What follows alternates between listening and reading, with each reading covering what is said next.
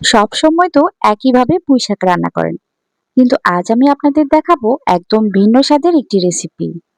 অল্প মিষ্টি কুমড়া, আলু আর তাজা পুঁইশাক দিয়ে চিংড়ি মাছের এই মাখা মাখা তরকারিটি থাকলে গরম ভাতের সাথে আর কিছুই লাগবে না।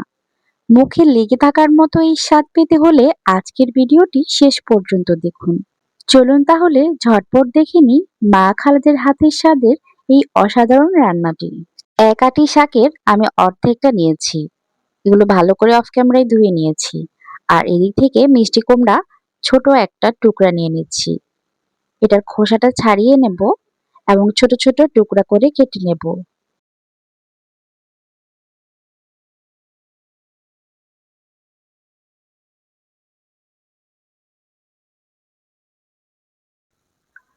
মিষ্টি কুমড়াটা কাটা হয়ে গেছে।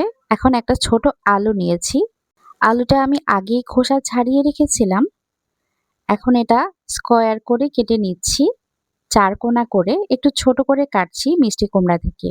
তাহলে মিষ্টি কুমড়ার সাথে সাথেই এগুলো সিদ্ধ হয়ে যাবে। একটা পেঁয়াজ নিয়েছি বড় সাইজেরই। এটা আমি চপ করে নেব, একদম মিহি করে চপ করে নেব চপারের মাঝে। চিংড়ি নিয়েছি বড় সাইজের 3টা, তবে আপনারা ছোট চিংড়ি দিয়েও করতে পারবেন। চিংড়ির খোসা ছাড়িয়ে ধুয়ে নিয়েছি আগে থেকেই। এগুলো এখন ছোট ছোট করে টুকরো করে কেটে নিচ্ছি। এখন পেঁয়াজগুলো চপারের মাঝে নিয়ে নিচ্ছি, তবে আপনারা চাইলে এটা হাতেও করে নিতে পারেন অথবা ব্লেন্ডারেও ব্লেন্ড করে নিতে পারেন। আমি একদম মিহি ব্লেন্ড করব না, তাই এখানে করছি। কুচি কুচি করে নেব ছোট ছোট করে। এখানে ছোট একটা রসুন, মাঝারি সাইজেরই হবে, আস্ত রসুনটা আমি দিয়ে দিয়েছি। আর পেঁয়াজ যেটা কেটে রেখেছিলাম বড় সাইজে সেটা নিয়েছি, আর একটা বোম্বাই মরিচ দিয়েছি, সেটাও চপ করে নিয়েছি একসাথে। এটা একপাশে রেখে দিচ্ছি। ঠিক এরকম করে এগুলো চপ করে নিতে হবে। এতে করে রান্নার টেস্টটা আরো বহুগুণে বেড়ে যাবে। একটা প্যানে পর্যাপ্ত পরিমাণে তেল দিয়ে দিয়েছি। আমি এখানে 2 টেবিল চামচ মতো তেল দিয়েছি। 1/4 চা চামচ 5 ফোড়ন আর 3টা আস্ত শুকনা মরিচ দিয়েছি। কুচি করে রাখা পেঁয়াজ এবং রসুনের মিশ্রণটা দিয়ে দিয়েছি। এখন এটা খুব ভালো করে নেড়েচেড়ে ভেজে নেব। একটু হালকা লাল লাল করে ভেজে নিয়েছি।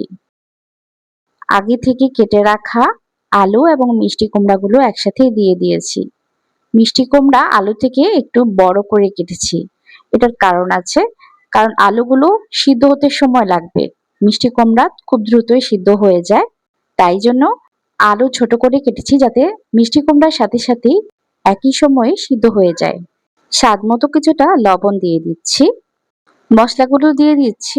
1 চা চামচ লাল মরিচের গুঁড়া, 1 চা চামচ ধনিয়ার গুঁড়া, 1 চা চামচ জিরার গুঁড়া, আধা চা চামচ হলুদের গুঁড়া, সব দিয়ে দিয়েছি একসাথেই।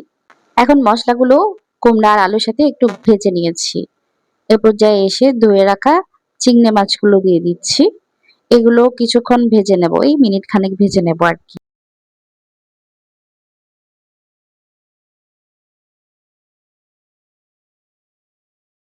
আলু আর মিষ্টি কুমড়া অনেকটাই কিন্তু গলে গেছে। এ পর্যায়ে আমি এখন পানি দিয়ে দিচ্ছি। আমি এখানে 1 কাপ পানি দিয়েছি। এর থেকে বেশি পানি দেব না, আমি এটা একদম মাখা মাখা করে রান্না করব। ঢেকে দিয়েছি আলু আর মিষ্টি কুমড়াগুলো সিদ্ধ হয়ে যাওয়ার জন্য ভালোভাবে।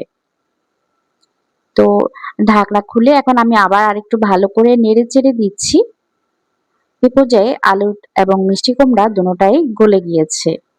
আমি আপনাদের একটু ভেঙে দেখিয়ে দিচ্ছি।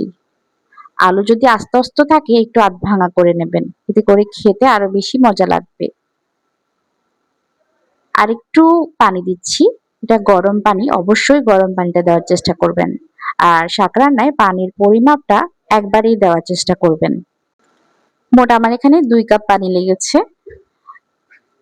তো পানিতে কিন্তু বলক চলে এসেছে। এই পর্যায়ে এসে আমি কিন্তু শাকটা দিয়ে দিচ্ছি যেটা ধুয়ে রেখেছিলাম। এখানে 1 আঁটি না, 1 আঁটির অর্ধেকটা শাক আছে। তো শাকটা আমি ভালো করে ধুয়ে পানি ঝরিয়ে নিয়েছিলাম। আর সম্পূর্ণ শাকটাই এখানে দিয়ে এখন নেড়ে চেড়ে চুলার জালটা বাড়িয়ে দেব। আর এই মশলা আলু এবং কুমড়ার সাথে ভালো করে একটু মিশিয়ে নেব। ভিডিওটি এ পর্যন্ত এসেছেন তার মানে একটু হলেও ভালো লেগেছে। একটা লাইক দিয়ে দিতে পারেন আর এরকম মজার মজার রেসিপি পেতে চ্যানেলটি সাবস্ক্রাইব করে রাখতে পারেন। সাথে বেল আইকনটাও বাজিয়ে রাখবেন সবার আগে আমাদের ভিডিওগুলো পেতে। শাকে নিজস্ব একটা পানি থাকে, জাল পাওয়ার কারণে শাকের পানিগুলো কিন্তু ছেড়ে দেয়, জলীয় অংশগুলো বের হয়ে যায় তাপের কারণে। আর এটাই হয়েছে, এই যে দেখতে পাচ্ছেন আপনা আপনি কিন্তু ঝোল বের হচ্ছে শাক থেকে। আমি হালকা করে ঢাকা দিয়েছি, পুরোপুরি ঢাকবো না, এতে করে শাকের যে ক্রাঞ্চি ভাব এবং কালার দুটাই নষ্ট হয়ে যেতে পারে। এই যে দেখতে পাচ্ছেন শাকের কালারটা কিন্তু এখনোই মাশাআল্লাহ সবুজ আছে। ঠিক এরকম মাখো মাখো হয়ে গেলেই কিন্তু আমাদের তরকারিটা ডান। শাকটাও কিন্তু সিদ্ধ হয়ে গেছে। আমি এটা এখন পরিবেশন করে আপনাদের সাথে শেয়ার করছি আমাদের রান্নাটা কেমন হলো। আমাদের দেশীয় রান্নাগুলো আপনাদের কাছে কেমন লাগে চাইলে কমেন্টে জানিয়ে দিতে পারেন আপনার মতামত। এতে করে আমাদের রেসিপিগুলো আরো ইমপ্রুভ করার চেষ্টা করব আমরা। আশা করছি আপনারা সাথেই থাকবেন। এরকম মাখো মাখো শাক, আলু আর মিষ্টি কুমড়ার মেলবন্ধনে রান্না যদি একবার খান তাহলে আপনি বারবার খেতে চাইবেন। আজ আর কথা নয়, আবার দেখা হয়ে যাবে ইনশাল্লাহ পরবর্তী কোনো রেসিপিতে। আজকের মতো আল্লাহ হাফিজ।